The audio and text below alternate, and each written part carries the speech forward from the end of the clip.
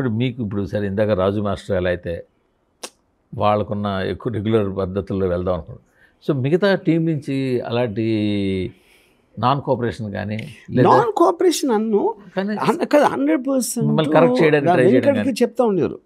Like for example Gopal Reddy గారు కూడా అసలు షార్ట్ అవుతూ ఉంటే కట్ అని ఉండే, అంటే డైలాగ్ కూడా అవ్వకుండా, ఎందుకంటే నేను మిగతా డైలాగ్ ఈ షార్ట్లో ఉండదు, అంత ప్రెసిజన్ ఉండేది నా క్లారిటీ. ఈ మధ్య నాగార్జున అక్కడ ఇంటర్వ్యూలో చెప్తున్నాడు, రాము కొన్న ఎడిటింగ్ క్లారిటీ ఎప్పుడు చూడలేదని. సో కొత్తగా చేస్తున్నాను కాబట్టి ఆబ్వియస్గా వాళ్ళు రైట్ లుక్ అంటే అప్పుడు ఏంటి ఒక ఫాలో అయ్యేవారు. సుమలేష్ సుధాకర్ డెత్లో ఇప్పుడు ఒకరు పరిగెడుతున్నారు అనుకోండి లెఫ్ట్ టు రైట్, అన్ని షార్ట్లు లెఫ్ట్ టు రైట్ ఉంటాయి, ఎందుకంటే అప్పుడు ఆడియన్స్ కన్ఫ్యూజ్ అవుతారు, మళ్ళీ రెండు ఏంటి వెనక వస్తున్నాడు అనుకుంటారు నా ఉద్దేశం. అది నేను ఫాలో అవ్వలేదు. నేను ఫాలో అయినప్పటికీ ఇమ్మెచ్యూర్ టేకింగ్ రాదేవికి అని మాట్లాడారు. కానీ నేను పడి అది నేను ఎందుకు చేశాను, ఇంగ్లీష్ సినిమాలో చాలాసార్లు చూసాను అది యాక్సెస్ జంప్ చేయడం, అది ఎప్పుడు మాకు అనిపించలే, నేను అది బ్లైండ్గా ఫాలో అయ్యాను.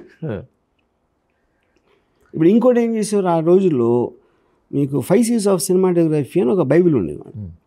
దాంట్లో అసలు కెమెరా ఎంత స్పీడ్తో ప్యాన్ చేయాలి, లాంగ్ షాట్లో ఎస్టాబ్లిష్ చేయాలి, క్లోజప్ కట్ చేయాలి, ఆర్టిస్ట్ మూమెంట్ ఉండగానే మళ్ళీ వైడ్ షాట్లో ఎక్కడ మూవ్ అయ్యాడు, ఎక్కడి నుంచి అక్కడ నడిచాడు, ఇప్పుడు కాఫీ కప్ ఉంది క్లోజప్లో, నేను అక్కడ పెట్టాను అంటే మళ్ళీ వైడ్ షాట్లో టేబుల్ మీద పెట్టాడని ఎస్టాబ్లిష్ చేయాలి, ఇలాంటి రూల్స్ ఉన్నాయి, అవి పాటించేవారు ఆ టైంలో. సో నేనేం చేస్తాను, అది మొత్తం వదిలేసి, నాకు రూల్స్ తెలియదు కాబట్టి, రూల్ బుక్కే లేదు, శ్రీ నాగార్జున అమల ఒక హోటల్లో కూర్చున్నారు, వాళ్ళు ఏదో క్లోజప్ మాట్లాడారు, ఒక పర్టికులర్ టైంలో లాంగ్ షాట్ కట్ చేస్తే పక్కన వాళ్ళు అందరూ లిగుస్తారు. ఇప్పుడు అదే సీన్ మీరు ముందే వీళ్ళందరూ ఉన్నారని ఎస్టాబ్లిష్ చేస్తే మీకు అది పోయినట్టే కదా ఎఫెక్ట్.